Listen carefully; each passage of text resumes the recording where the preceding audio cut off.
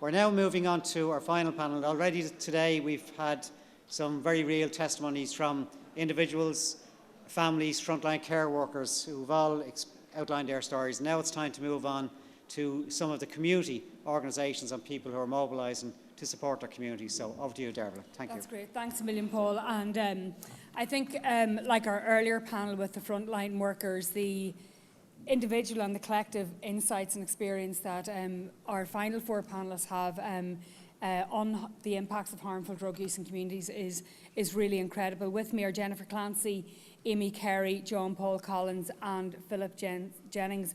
Jennifer, I'm going to begin with you because your day job managing the High Court bail list gives you one particular insight into the impact in communities, but you worked in this sector prior to that role for over 20 years, and even more, you've actually direct lived experience of having living in a community that's been impacted.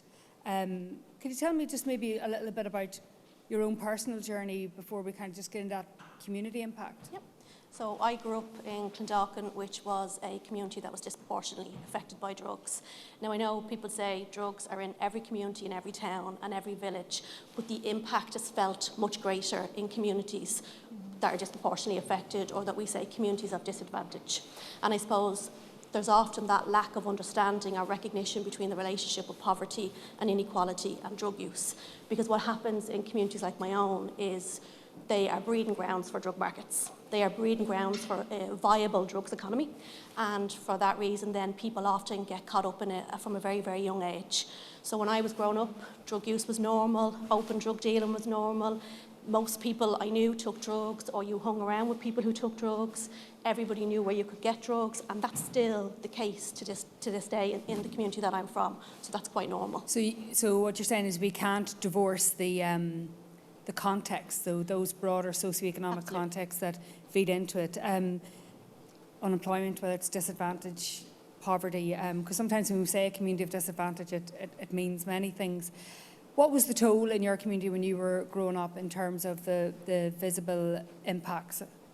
Well, I suppose there was a lot of fear in our community. There was a lot of fear about speaking up about the issues because there was consequences when you did. There was a lot of fear of going to the guards because there was consequences when you did. Consequences from whom? I suppose people who were benefiting from them drug markets within the community. So there was often violence, there was often intimidation. Families often had to leave their home or experienced incidents in their home, windows put through, house, set on fire, whatever that might be at the time. It also meant that as a community who needed to pull together, we often didn't pull together because people were too afraid to get involved. So it is there's an oppression, maybe in terms of the context, the lack of services, the lack of supports, but this other layer of oppression because it's the community's it's coercive control, really. Yeah, and everybody knew who was doing it. They were your neighbour's children, your neighbour's partner, so it was very difficult then to speak out. And when people did speak out and go to the guards, they had mixed responses. Some people had very positive experiences, some people had very negative experiences. So that impacted on the relationship with the Gardaí at local level too. Philip, you are a community development worker with the Safer Blanchardstown initiative, and that is a community organisation that also supports people. But talk to me about we heard earlier about how families of people who use drugs are they're forgotten, they're the hidden part. Tell me about the seen and unseen impacts of drug use at a community level. Well, I suppose what my role is kind of community safety. And my role is to kind of look at, say, Mr. and Mrs. Murphy, who are afraid to come outside their door, who are terrified because of the fallout within their community of the drugs issue, if you like, let's say. So my role is to make sure that their voice is heard and represented, So in the drug debt intimidation, as has just been spoken about there, I mean, in around 2010, that started to raise its heads right across the state, not just in Blanchardstown. And we tried to look at that and see, where it was coming from, who was getting involved, how we could do something about it. There was no research online. There was nothing done in other jurisdictions. So we did our own small little piece of research, and what we did was we came up with an iceberg of intimidation. And basically we kind of represent... An iceberg of intimidation. An iceberg, yeah, which kind of showed at the bottom of it there was where, you know, young kids may be out of school, out of control in the community, and we call that the lower order. And then there was another order above that where there'd be kind of getting involved in using drugs and selling drugs, and then there was the top order, which was kind of the importation and the gun crime and things like that.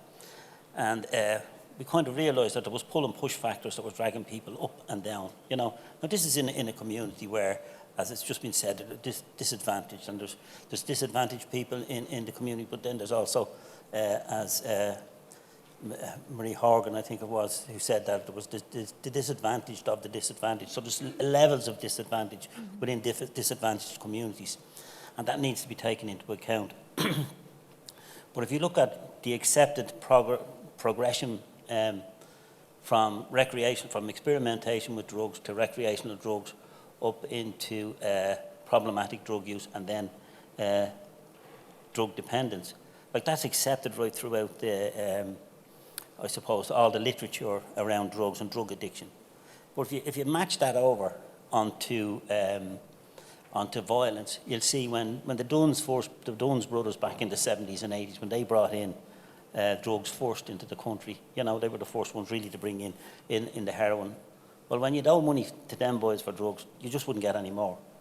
But when they were arrested, they said, look, we're bad, let's see what's coming after us. And so that violence progressed from then.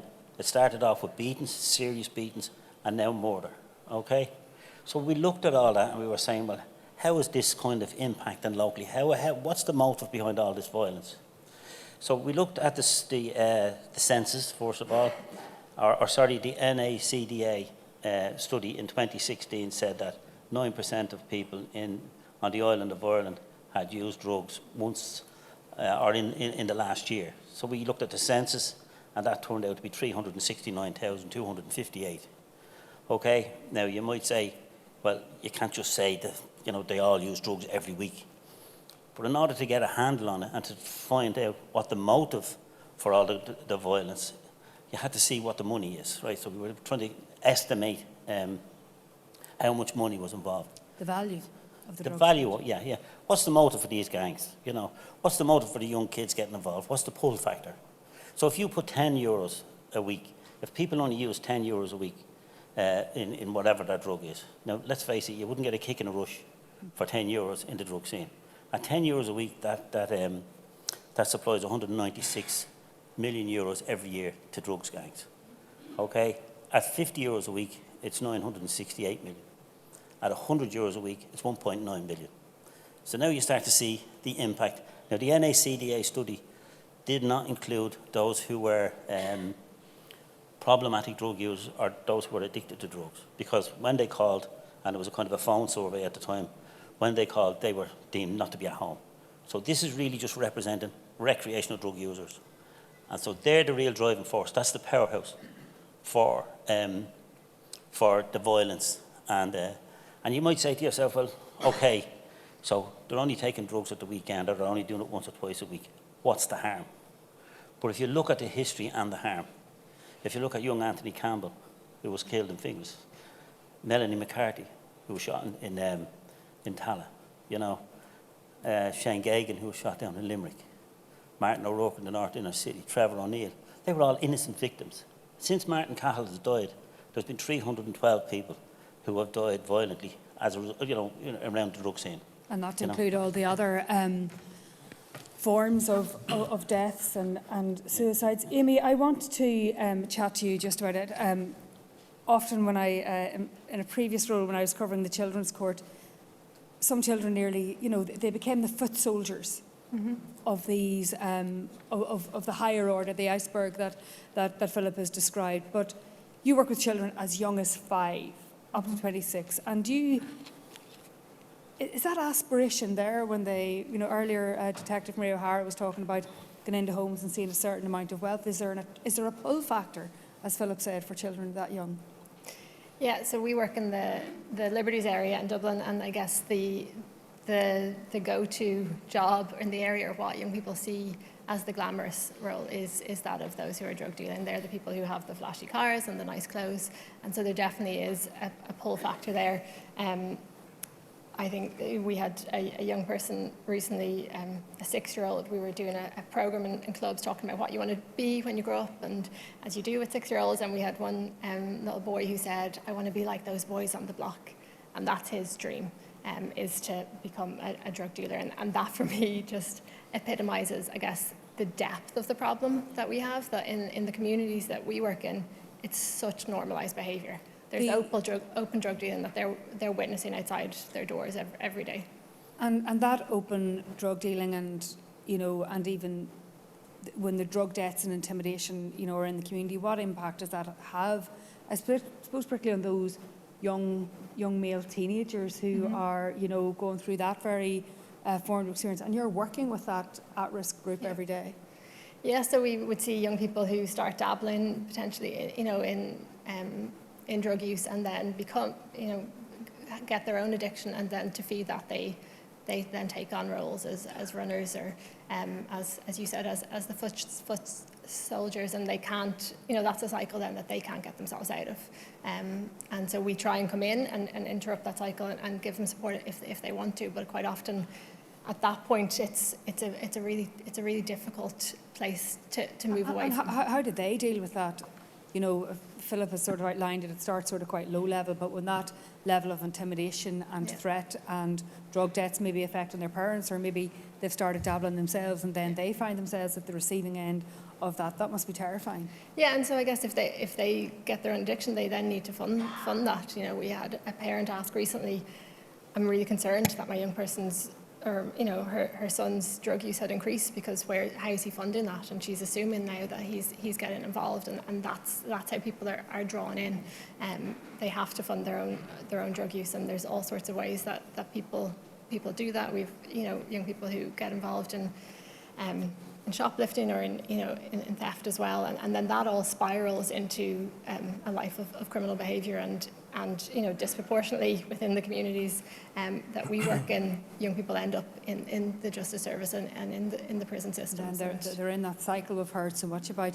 John Paul, every panel actually today has featured a member of the Traveller community, and all of the women, as it has been, have spoken about sort of a double oppression, just a general stigma and shame, and then what they face from within their own community, particularly if it's mothers who go to prison, or if it's mothers who get involved in problematic drug use. Can you talk to us about those compounding effects of all the isms, whether it's racism, whether it's that stigmatisation, that shame, criminalisation, and how that makes it really difficult at your community level? Absolutely, and I think you need to contextualise it in terms of that. Like you take the state response to Travellers, not that long ago, in terms of the 1963 report on itinerancy, and at the time they called it itinerants. In that piece of research in 1963, they defined Travellers as a problem, and they got rid of the itinerant problem. The word in the research, to get rid of the itinerant problem is take Travellers off the side of the road, put them in the standard housing, put them in the education system, and you get rid of the itinerant problem. Thankfully, that didn't work, as you can see, in terms of that. So that's, in terms of that racism and discrimination, that's internal oppression has started from then in terms of that, and our relationship then with services in society, it's one of fear really more than anything else in terms of that, and that makes it difficult in terms of that engagement, that initial engagement, particularly with services. So it is a very, very difficult one, particularly for Traveller women, because as you said, there's a double stigma there, and particularly if you're a Traveller woman, LGBT, and drugs. So there is a lot to handle there in terms of that, and I think both Shannon and Anne-Marie this morning spoke very elegantly. And also just the level of trauma within the Traveller community, where the levels of suicide are just on any level. Of course, absolutely staggering. Yeah.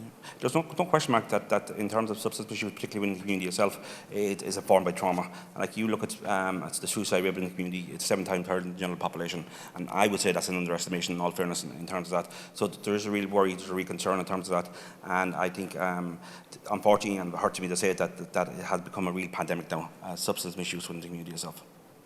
Why do you think that is? It's because it's perhaps a more contained in one sense community, but that must have an even bigger impact where the community itself feels isolated. Absolutely, yeah. In terms of that, because of the close-knit community and the compound of that it's difficult, and it spreads quite quickly in terms of that. But the other issue there, as other panellists have said, that now in terms of drug dealing and drug dealing and gang membership has become internal to the community itself. So you can actually buy drugs now on sites, which 10 or 15 years ago that wouldn't be the case. And they're aligned to very significant gangs that come along with the intimidation and violence along with that also. So it's a very worrying time.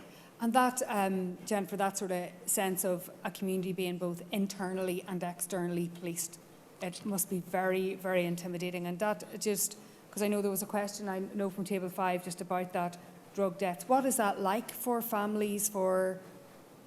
Well, it's very challenging because there's a lot of families in communities like my own who can't afford to pay those debts. So the person who owes the money ends up being, subsumed into criminality in order to pay that debt, and that debt is never really paid off. In terms of prosecution for drug-related intimidation, the numbers are still very, very small. So we don't actually see a true picture of what is actually happening in communities. And then what we see is they're grooming these young people into these gangs. These young people then are the ones enforcing this intimidation. And all people see is these young people as, wreaking havoc in communities. But at what point do we see them as victims? Because a 13, 14, 15-year-old, how do we see them as a criminal? They have been failed by successive government policies. They've been failed by statutory agencies. They've been failed by education systems, housing policy, social welfare policy. Because at the end of the day, we should not see them as criminals. And what's happened, and I have this conversation with guards all the time, is the guards feel that they've been left to manage these young people in the criminal justice system because child protection and welfare services haven't stepped in when they needed to, early prevention services haven't stepped in when they needed to. They haven't had the systemic family support when it needed to, and it's become intergenerational in them families as well. And I think, Philip, right across the panels, that particularly the role of the criminal justice system, the role of Gardaí, who are at times expected to both play the public safety enforcing of legislation to protect the public, and yet at the same time they have this huge welfare role. But in particular in relation to those children who then become part of that intimidation and drug debt ecosystem, for want of a better phrase, I always think a child in trouble is a child in need. So how do we go in and, as Jennifer says, to see them as victims? Do they see themselves as victims? Well, they certainly don't see themselves as victims. It's part and parcel of growing up in the area that they're in.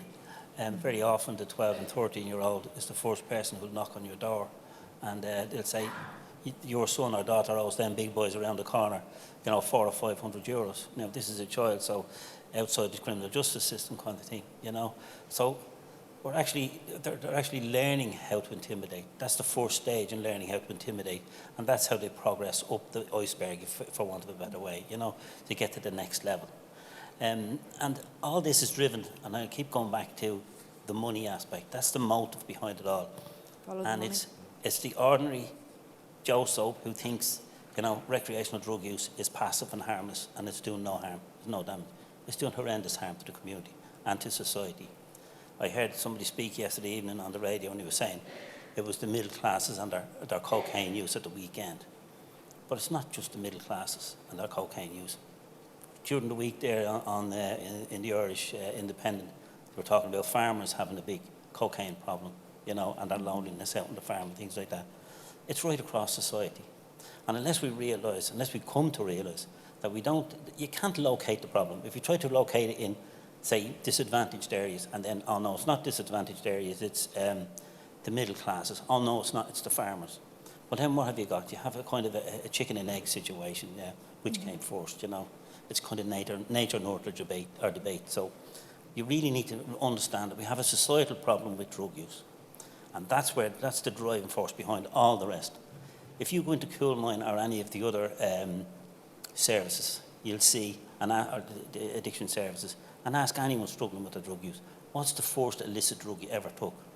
They will tell you it's weed, And weed is often described as cannabis, and it's always described as cannabis, I should say. But it's not the cannabis. Back in the 70s and 80s, when the hippies were smoking cannabis, I think it was around 5% THC, which is the active ingredient in cannabis. Now it's anything from 20% up. And if you're looking at the emerging trends in cannabis use, just now going into vapes, the powder that they put into vapes, that can be nearly 90% and more. So it's getting worse and worse and worse. It's progressing on and on. Cannabis is not cannabis. It's like calling heroin milk of the poppy. Do you know what I mean? Give it a nice, soft, cuddly name, and we can use it, and it's safe. Cannabis is not safe anymore. It never really was. But now people looked for a gateway drug for years and years. But it's a gateway behaviour. Once you start to even contemplate going into drugs, start dabbling in drugs, start using drugs recreationally, you're opening a gate to a whole load of any kind of possibilities. You've heard it all day. It echoes just what Chris, Luke and Tom were saying earlier, just about the changing nature of drugs and the synthetics of it. I wanted to ask you, Amy, about the capacity of communities. Dublin 8, where I used to live, a brilliant neighbourhood. I used to live around the corner from the tree that everybody goes to every year to remember their loved ones who died during the original heroin epidemic. And communities like that, they're doing their best, but they haven't quite recovered from that intergenerational trauma. The children who, you know, like Maureen earlier, who were raised by grandparents, or the that intergenerational loss of having lost a parent, a sibling, a grandparent to the previous epidemic. So in light of these new threats and challenges, do they have the capacity to deal with what is coming down the tracks? Yeah, I think looking at a community like Dublin 8, I can speak on behalf of, but I'm sure it's similar to a lot of communities where it has been intergenerational trauma, and it's poverty, it's been unemployment, it's been addiction, and they have just been battered and battered and battered again. The issues, you know, of drug use is, as you say, is across every area, every person, you know, every type of person in society, but the impact of that use comes disproportionately back on these communities. There's young people, you know, we would work with a lot of young people who grow up with grandparents in kinship care because they lost their parents to addiction, and a lot of those, that generation are getting older as well. So there's a whole, I guess a whole new cycle of young people growing up who have grown up and come into a world. And even if they where didn't drugs experience it firsthand, they're still dealing with the legacy of what happened, Jennifer, to their parents or to anyone else. It passes on. Of course it does, and look, of my own lived experience, kinship carer for my niece and nephew for the last 13 years, myself and my mum, and like that, it was a case of they were landing on our door one Friday night and said, if you don't take them, they're going into care, and it was meant to be for 3 months, and that's 13 years later, and the eldest has complex needs, he has fetal alcohol spectrum disorder, and we've had to fight tooth and nail through the court system to get any sort of services for him, and we're still fighting through the court service because nobody wants to take accountability. You work in it, yeah. So nobody wants to take accountability for a hidden disability like FASD. But that's what it feels like all the time, even for my brother and you don't who's still want in those addiction. kids to go into foster care. You want to keep them with you. Yeah, that will never happen. But in terms of even my own brother who's still in addiction, having to fight constantly for services, and their services that they are both entitled to, we shouldn't have to fight for them.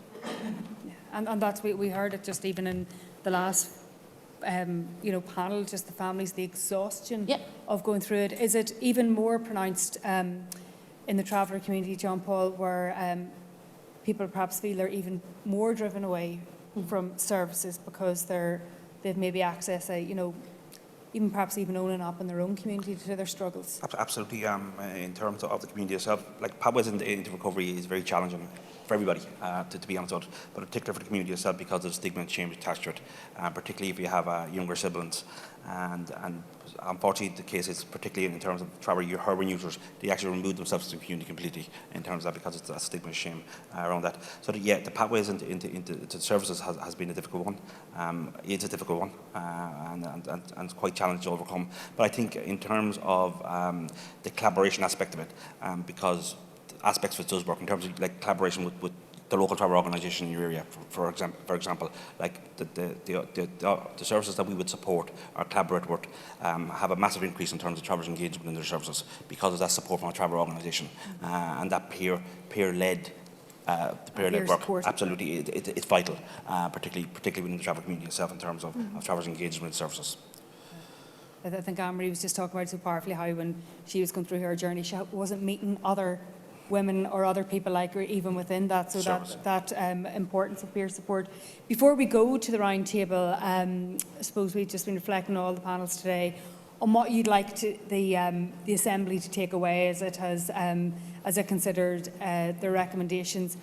Philip, it's not an easy task that everyone in front of us has to do. Oh, no, it's not an envious, it's not a task that I would like to be part of. It's a very, very complex and very, very difficult issue. And I suppose the makeup of the panels and the various different panels will show you how difficult and how complex the issue is. But we're all singing off the one hymn sheet. We all want what's best for the individuals caught up in addiction and the best for the community. So that's key. For me, I think, you know, there needs to be a public information campaign, if I was to make or ask for a recommendation, around the harms that are caused by recreational drug use and weed and what they call cannabis. You know, you could say cannabis and milk of the poppy, because it's wrapped up in and it's progressed and it's portrayed as something that's safe and cuddly. And yet, Philip, there is huge support in certain aspects of society for it to be not just, we were saying earlier, not just decriminalised but legalised. So there is a huge. Is it, Jennifer, about simply educating people about the harms, or does it need more? At this moment in time, it's not legal in the country. So if you want it to be legal, you know, stop giving your money to criminal gangs. That's what I would say. You know, what kind of a society do people want? Do they want for themselves, for their children, their parents, their brothers, sisters, their families, their friends, the society in general? If you wanted to go down the tubes, I mean, we've just shown there that the level of violence is increasing, how young people are sucked in. They're all sucked in because of the money. So if you keep putting the money into that system, well, then it just keeps going to grow. Mm-hmm. Just one last point there. The HRB in 2021 published another study, and that showed that 1 in 4 people had used drugs in the last year. That brings, instead of, say, for Blanchardstown, 329,000 or whatever, it brings it up to 600,000. So €10 a week is 400, nearly $500,000 a year, or $500 million a year. So people have to understand the amount of money and the damage that's doing. And it's not just doing it at the level of violence. There's kids getting sucked in, they've been taken out. There's the hidden harms in families where parents are taking drugs and the kids are left to the side. Mm-hmm. You know, so we have to do something like that. So, and yet the market demand is there, Jennifer. Absolutely, but that's because we need to start looking at drug policy, and I suppose drug use is not an individual issue, it's not context-free, and we need to start linking all of our policies. So when we're looking at housing policy, when we're looking at education policy, when we're looking at social welfare policy, we need to start gender-proof and poverty-proof and all of these policies, but they all need to be linked up. Yeah, that big holistic approach. Amy, you are seeing kids of huge vulnerability. What do you want the Assembly to take away today? Yeah, I think what we're doing isn't working as a society at the moment. What we're doing is not working. Is failing our children and failing our young people. And there needs to be some drastic change across the policies. Like Jennifer said, our education system is failing young people who come from disadvantaged communities. The statistics all show it. Our housing policy is failing. I don't need to say that.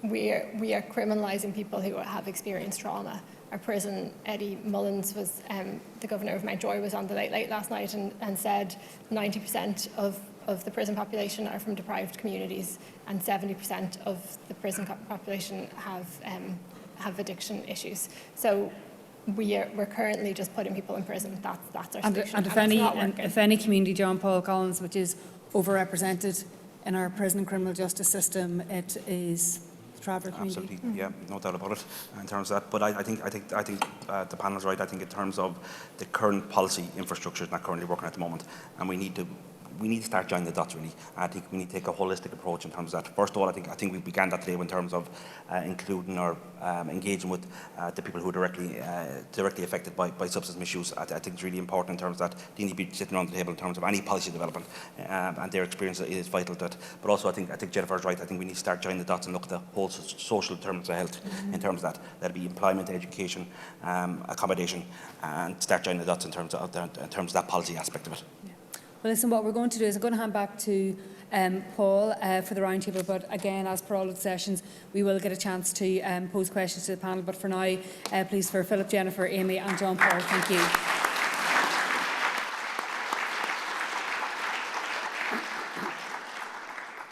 And thanks again to the panellists for, again, some great insights. Just as you do go to tables, I just wanted to stress a few points that I certainly picked up. I was struck by Amy's point around the depth of the problem as she described it in communities, and the example that she gave of the 6-year-old and where they saw their role model was quite striking.